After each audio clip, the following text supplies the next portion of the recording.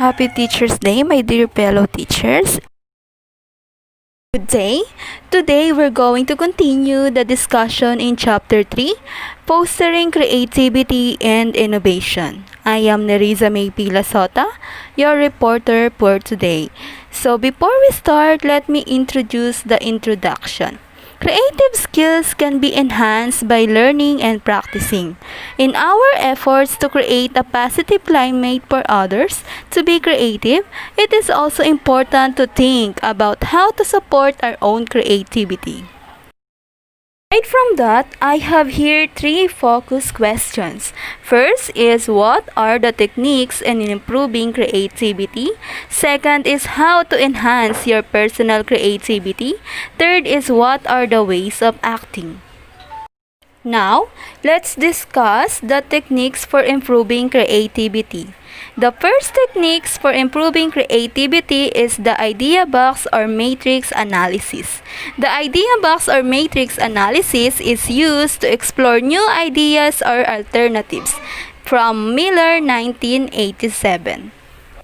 There are 4 steps to generate an idea box. First is specifying your purpose or what you are trying to accomplish. Second is identifying the parameters of the problem. Third is listing variations. And lastly is trying different combinations. In idea box, we must think of smart steps. Evaluate your ideas to better understand which of them is most promising and why you should do that, because not all ideas are opportunities. Implementing ideas needs time, money, and effort. Implementing ideas with a good fit improves chances of success. For example, you could begin by asking yourself what the parameters of the problem might be. You could consider methods of input, timing, or frequency, subjects, and target groups as your parameters. For each of those parameters, you will develop options. Methods of input might include citywide open meetings, neighborhood forums, mailed questionnaires, or suggestion boxes. For target groups, you might think about seniors, teenagers, preschoolers, and business people. The resulting table might look something like this.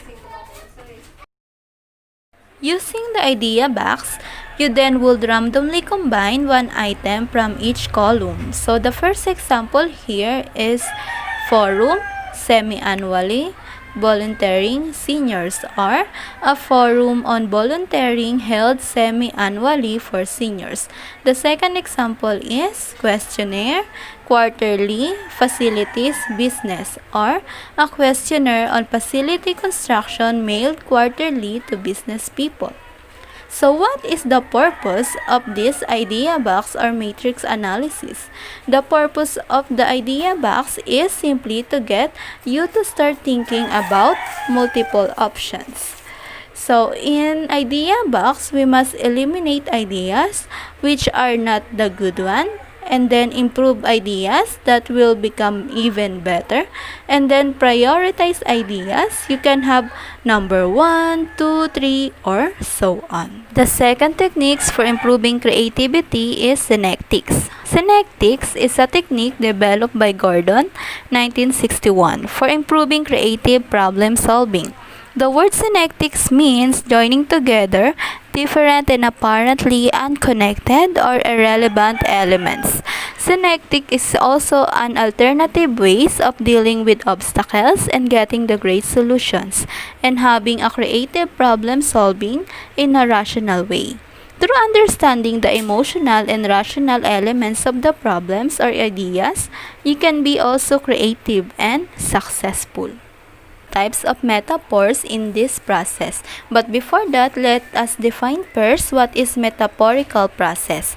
It is a thing regarded as representative or symbolic of something else, especially something abstract. So the first one is the personal analogy, second is direct analogy, third is symbolic analogy, fourth is the fantasy analogy. Let's discuss first the personal analogy. So you can actually imagine yourself as the object or problem. For example, if the purpose is to reduce the incidence of panhandling on the city streets, then you might want to imagine yourself as the panhandler. Just like this. And then the second one is the direct analogy. This is also similar to the problem or issue in terms of facts, knowledge, or technology. For example, in organizational theory, we often talk about organization functioning as organic system, using a biological metaphor where there are inputs of conversation process, outputs, and a feedback loop.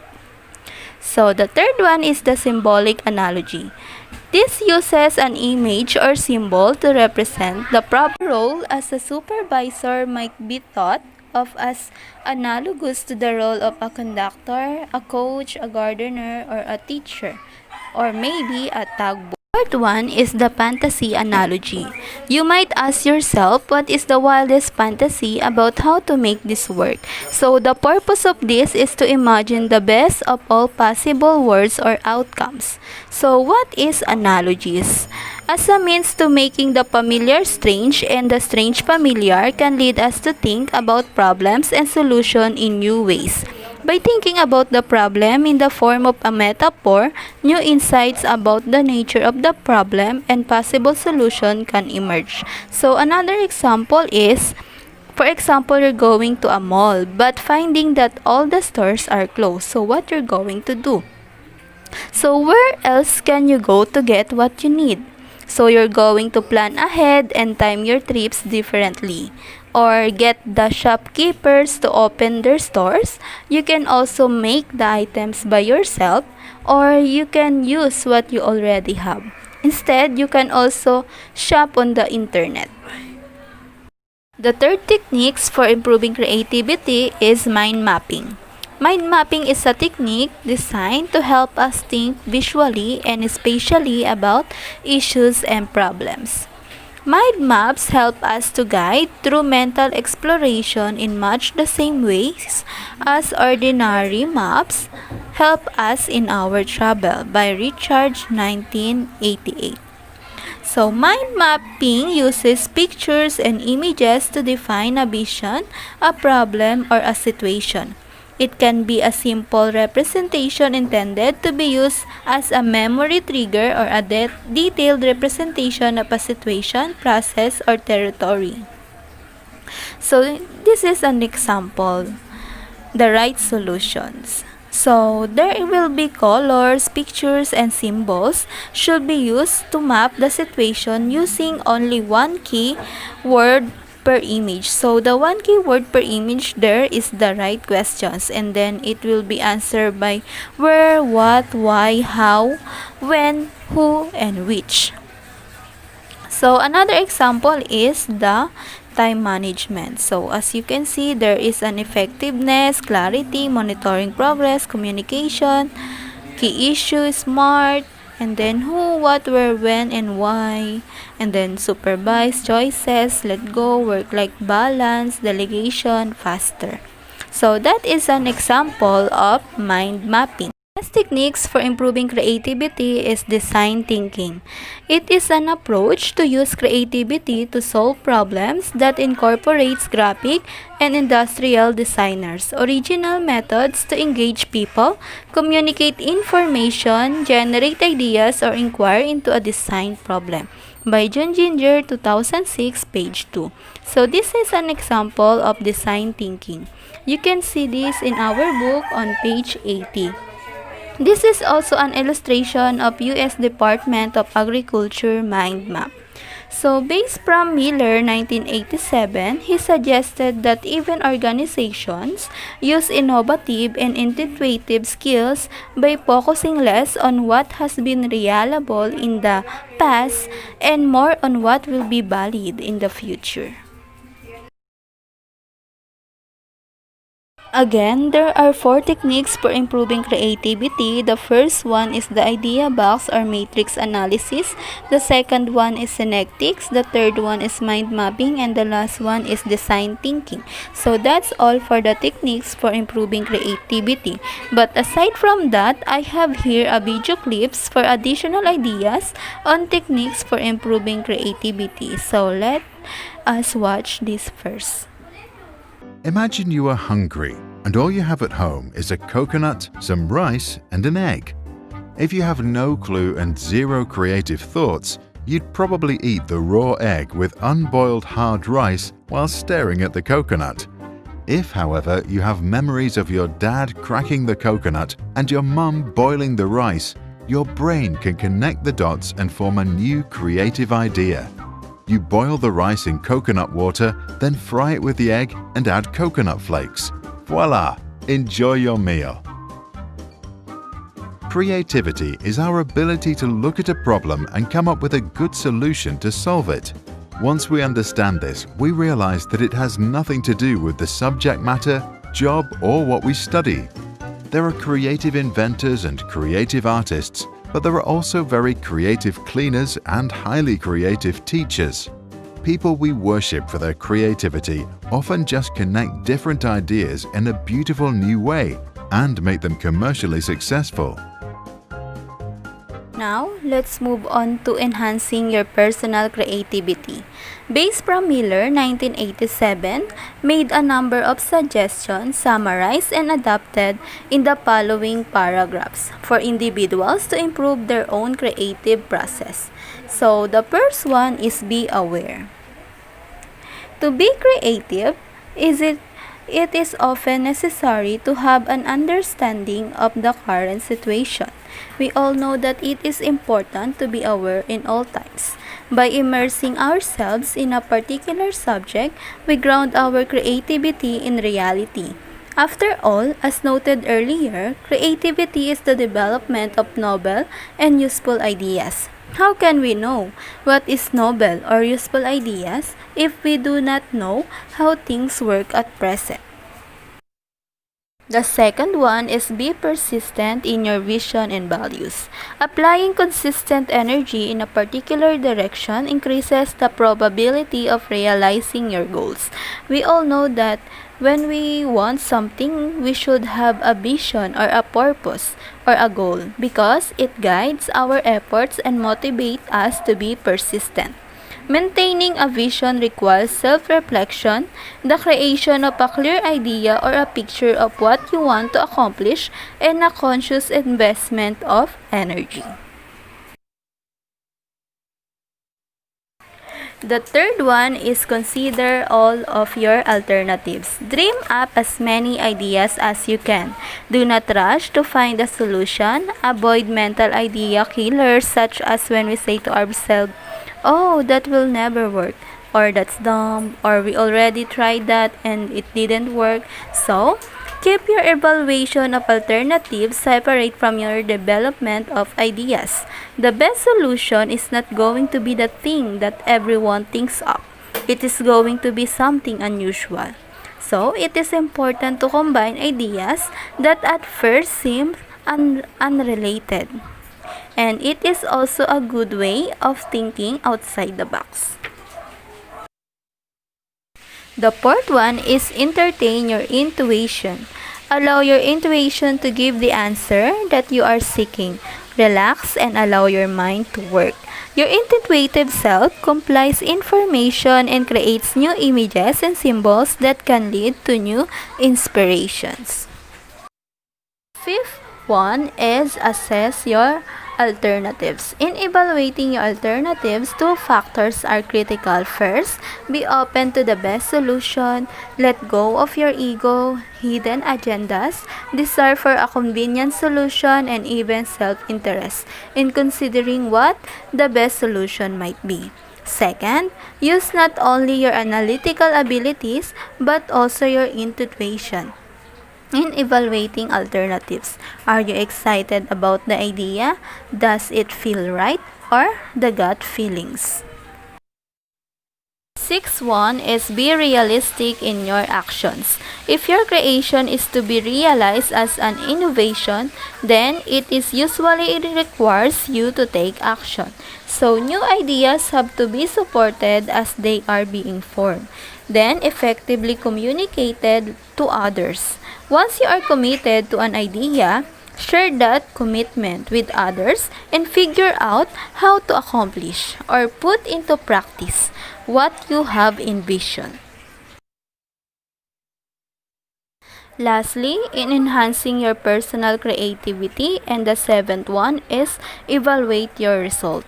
Many of us want external praise and rewards for our creative efforts. We all know that all of us want praises. Gusto-gusto po nating pinupuri. Sino po ba ang hindi? So, I have a quotation here. Learn to clap in others' victory. Your time will come. Matuto tayong maging masaya sa achievement ng iba dahil dadating din yung oras at panahon para ma-achieve natin ang goal natin. It is also important to set up constructed feedback for yourself.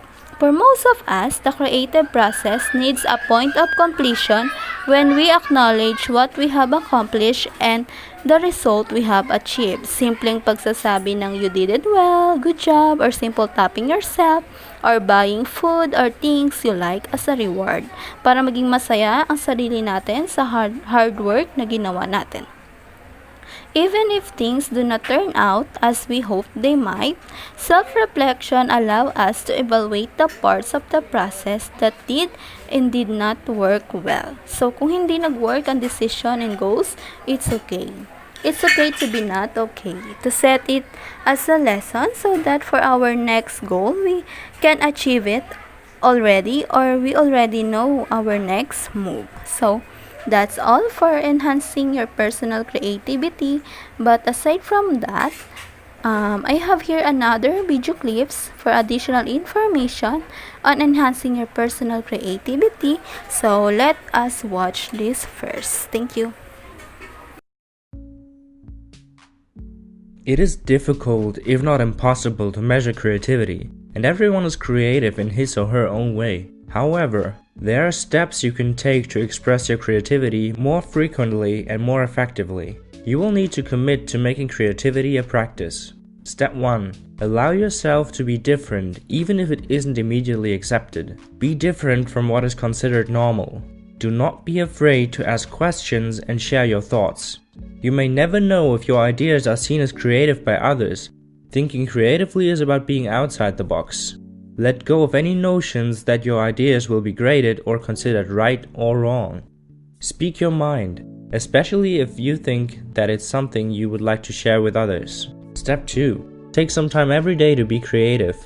Creativity is not simply innate, it is something that you learn and train every day. No novelist, painter, filmmaker, or musician ever made a career by simply sitting down and letting the ideas flow. They worked at them, learning their craft and coming up with creative ideas every day.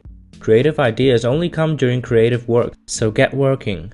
At first, set aside 20 minutes each day to work on your craft. You can build up to a larger time commitment as you hone your skills. Even if you don't want to work in a creative field, practicing a creative art like painting, music, etc. every day can help you increase your creativity in everyday life. Step 3. Be curious. Look up anything you don't know. Read books or learn skills that have always interested you. Strike up conversations with people whose stories you want to know. The more material you store in your head, the better creative connections you can make in your life. Step 4. Get enough rest, food, and water. If you're tired, there's little point in trying to squeeze out something creative from your head. Radical ideas may be less likely to pop into your head when you're drained. Take a nap or a tea break to recharge. You can think better when your mind is fresh, and you should be able to come up with more creative ideas easily. Your brain cells need glucose to work well. Try sweets, chocolates, or some snacks. Most kinds of food that contain sugar or starch will become simple sugars in the end, absorbed by your body and used to feed all the cells in your body, including brain cells, so that they can continue to function. If you're dehydrated, there will be fewer connections in your brain. This sometimes gives you a feeling of brain deadness. Step 5. Absorb a diverse array of influence, including those not related to your field. When you're deeply involved with myriad things, you enable yourself to become truly creative. Creativity is about bridging unexpected gaps. For example, taking influences from science and architecture into art. The Beatles are partially famous because of their ability to bring Eastern influences and instruments like the sitar into Western rock and roll. The famed novelist David Foster Wallace wrote his masterwork Infinite Jest after years of studying tennis, drug addiction, math, and the science of light and optics. Travel is a great way to absorb new influences. Go somewhere new and explore your mind for inspiration. If you can't afford to go far, go for a walk and jot down what you see and hear. Alternatively, draw inspiration from a book. Step 6. Relax. You will not have creative ideas every minute of every day ever, but that is okay. When you try to force creativity, you can effectively block it. Don't kick yourself for bad ideas, since they are a natural part of the creative process. Just keep trying to be creative each day and the good ideas will eventually come. I hope you enjoyed this video on 6 steps to make. Now, let's move on to my last topic in chapter 3, which is the ways of acting. A number of practical steps can be taken to boost your own creativity, as well as to encourage the creativity of others in organization. So there are different ways of acting. The first one is debunk the myths of creativity. When we say debunk, you're going to show that something is less important, less good, or less true than it has been made to appear. Moreover, creativity need not to be feared as too risky for public service. Creativity involves the development of novel and useful appropriate ideas. To be creative in organization, we need not to embrace or implement the bizarre or unusual for its own sake. Rather, creativity is about using imagination to make things work better. The second one is change your vocabulary. Nothing squashes creativity faster than a negative response. Killer phrases such as yes, but, we already tried that and it didn't work and we can't do that can be substituted with the phrases of yes and how could we, what could we, and let's build on that too. Remember that it is important not only to use these creativity building phrases with others, but also to use them in our self-talk. Do not fall into the trap of being overly critical of your own ideas. Instead, consciously invite yourself to suspend judgment and be mentally receptive to your own ideas. The third one is use participatory management approaches. Using these approaches can increase intrinsic motivation and allow you to actively encourage creative thinking as part of the decision-making process. Creative collaboration is enhanced when everyone understands that a democratic process for generating ideas can lead to something unexpected and valuable. Open participatory approaches can encourage creativity and a willingness to try new things. The fourth one is make time and information available for creativity and innovation. Information fuels creativity by triggering the imagination and providing the foundations of innovation. Time pressures are undeniable and unavoidable, but unless it is absolutely necessary, demanding that a task be done or a problem be solved immediately. So, when possible, give yourself and others some time and room to think about new and appropriate ideas. The fifth one is analyze your organizational climate. Ask yourself the following questions. Does your organizational climate encourage or hinder creativity? Are interactions between people characterized by trust and respect? Are new ideas welcomed and encouraged? Do people feel safe in asking questions and making suggestions? Are they treated as capable and competent adults? Is supervision characterized by control and micromanagement or by guidance, support, and openness? Are people allowed to follow their interests? Does the organization provide enough flexibility to take advantage of differing talents, abilities, and interests? Within a framework of a shared vision and organizational goals, are people encouraged to do what they love and to love what they do? Are you doing what you can create an environment that is conducive to creativity? So that is analyze your organizational climate. The sixth one is relax and let your mind work. There is a point in the creative process when you just need to allow the mind to work, letting your subconscious make the new connections and recombinations of ideas. This means that taking a short walk, doodling, or simple taking a breather or mental break can be important in allowing creative ideas to emerge in your mind. Laughter also can be a good way of breaking down barriers and relaxing your mind. It's not only okay to laugh and have fun at work, but it actually can help you to work more effectively and creatively. Seventh, use techniques and tools to foster creativity. Use techniques and tools to foster your own creativity as well as that others. A sampling of techniques discussed earlier in this chapter included the idea boxes, the mind mapping, the synectics, and the design thinking. These and other tools can help you and stimulate your creativity. 8. Identify problems that need creative solutions.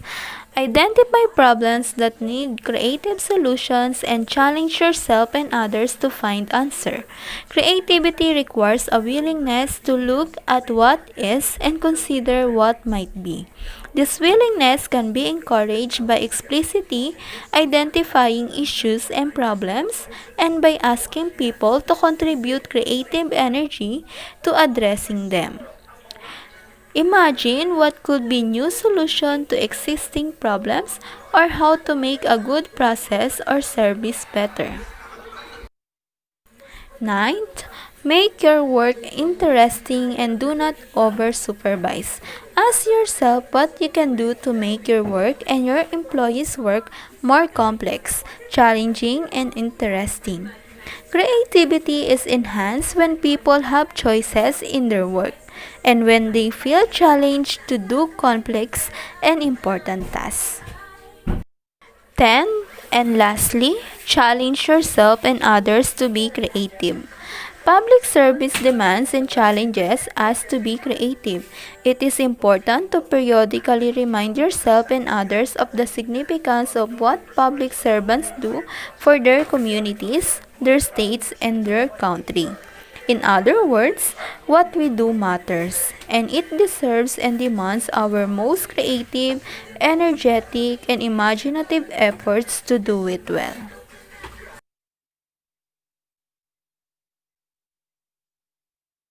Again, my lesson is all about the techniques in improving creativity, enhancing your personal creativity, and the ways of acting. So that will be all.